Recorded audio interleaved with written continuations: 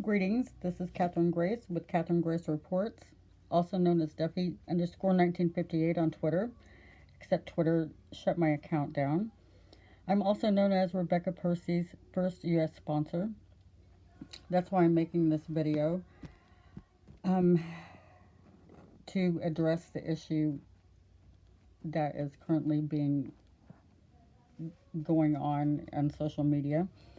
There are a lot of people who are sticking their necks out, and for me to do no less would not be right. And so I find myself having to make this video, and I don't enjoy doing it. I'm not going to apologize 5 billion times for doing it. It's going to be hard for me to get through it, but I will get through it because it's the right thing to do.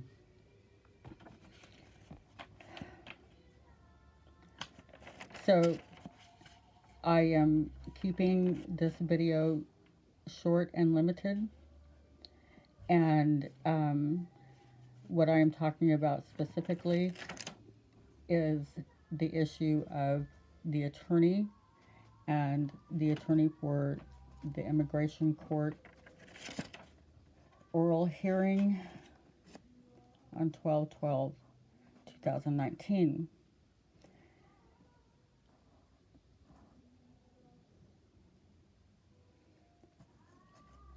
So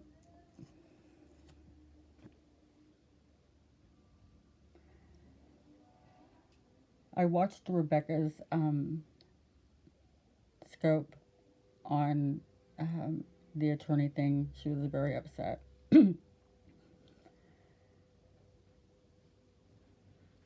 And I certainly felt compassion for her. I listened to the whole thing probably a couple of times through. But now there is the 2-month time span between now and 12/12/2019, the oral hearing. And there's going to be, Rebecca has already said that she's going to live broadcast or whatever, everything that happens between now and 12/12. And if they come and take her out, then she's going to live broadcast that as well.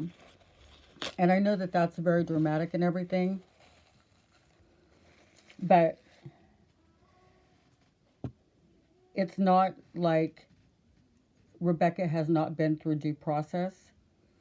Before Rebecca ever got here, I researched the immigration thing. I researched what was allowable for asylum and such, and I knew that Rebecca's case did not fall into the guidelines anywhere, but we were willing to take the chance to bring her here and, see what would happen in 3 months' time. And of course, not knowing that she would be stopped at LAX. So I'm going to make it clear, because there has been reports that were not correct.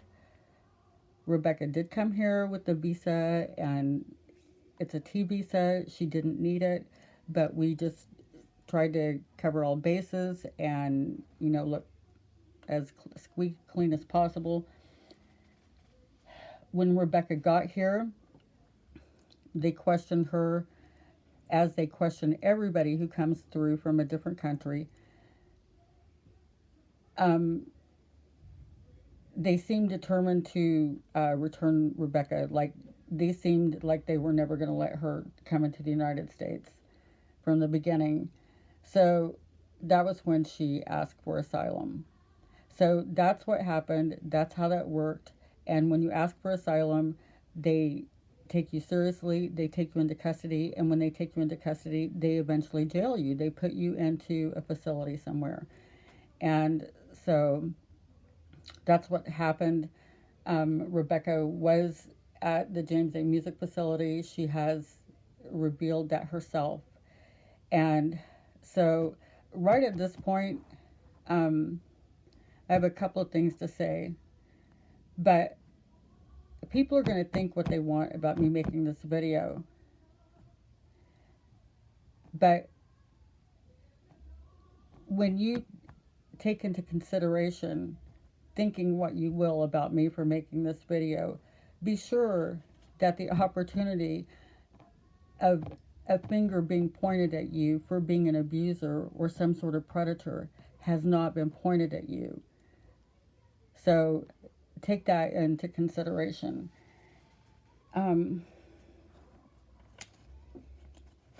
Now I forgot. There was another point that I was going to make too, but I forget what it was. So, between now and the 12th of December, there's going to be a lot going on, and so some of this needs to be cleared up. And so this is the attorney part. I don't know if I'll make any more videos or not. This isn't fun for me. I'm not liking it at all or enjoying it. One of the things that Rebecca said, she thinks nothing of disparaging her attorney, the attorney that has worked for her for free for 3 years and has put up with all of the roller coaster, the emotional roller coaster, because Rebecca pushes emotional buttons wherever she is. And her attorney was also experienced that. And then Rebecca thinks nothing of disparaging her. Well, you're also misleading the people that are listening to the recordings also. So, to set the record straight, it was said that her attorney filed for the wrong reason for asking for asylum. Evident from what Rebecca says, this attorney advised her that her attorney should have asked for asylum for reasons of religious persecution. So, for one thing, Rebecca's attorney presented the asylum case that was presented to her by her client, Rebecca. Rebecca's attorney also represented the case according to the testimony that was given at the border to ICE.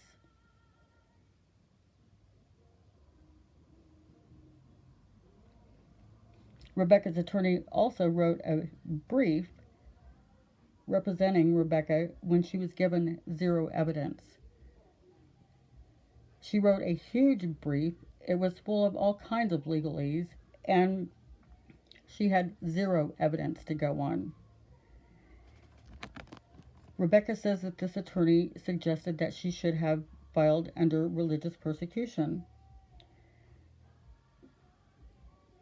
If you ask for asylum for reasons of religious persecution, you have to prove that a country that's recognized as a religiously free country, that you were persecuted. So, is this attorney suggesting a testimony of religious persecution can be manufactured? How do you ask for asylum for religious persecution if there was no religious persecution?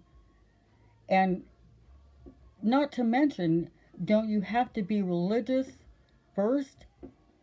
Rebecca was not a Christian or believer in England. How can an attorney possibly suggest this? It doesn't make sense. It doesn't make sense.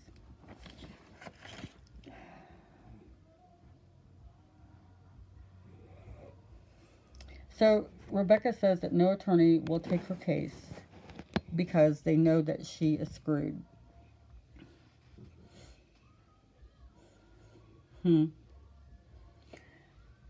Attorneys take a case and represent a client because they need representation in court. Not whether they win, not whether they lose,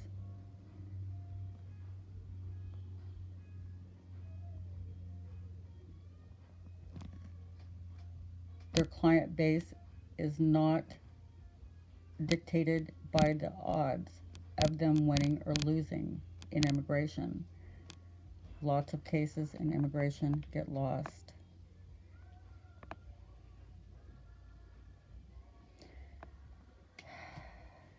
In all honesty, the fact that Rebecca has not worked nor gone to school in the time that she has been released into this country is a huge hindrance for her. And now she has a couple of months left before the court hears an oral argument. So she is,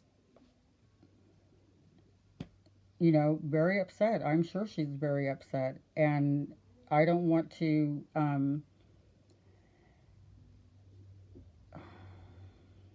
don't know what I'm trying to say.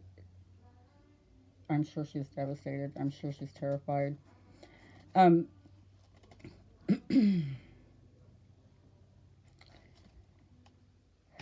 One of the things that concerned me if Rebecca went back to England was her online postings, because you can get in trouble for things if you live in the UK for some of the online postings. And what I did see, though, is that evidently you would have to be in the UK and make the make a couple of postings online or something like that. I'm really fumbling with the wording on this. I didn't look it up, but I found it. Anyway, so that's what I saw, is that if she were to go back to the UK, they wouldn't necessarily bring her up to ask her anything. She would need to make new postings while she is in the UK. So that's what I saw about that. And I think that that is all that I'm going to say at this point in time. I really don't want to see people getting further dragged through the mud on social media. I really don't. I don't want my family dragged through the mud anymore. If y'all are listening to stuff about me in direct message or something like that, it's not right. Not right at all. One of the things that I was going to say, the point that I was going to make that I forgot, is that I had Rebecca in my home for the 15 months that I did. And her online postings were alarming. And I talked with her about it. And she said to me, if they come for me, I will just go with them. I would just go with them. And I didn't say anything at the time, but when I walked away, I thought to myself, who thinks that they give you an option? If these people are truly who you say they are, Rebecca, they're going to give options. No, from the story that I get and the picture that I've been painted, these people would just come in and take out the whole dadgum house. Which is how my family lived for the 15 months that Rebecca was in our house. And then we have a kidnapping. So I'm not going to ask any questions about the kidnapping at this point in time, but it could get brought up in the future. But for now, I want people to have peace. And however you need to let them have peace, just let them have it.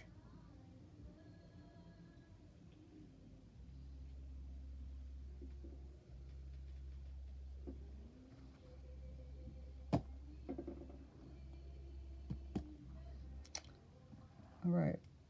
I'm not going to say any more because I don't want to get ahead of myself.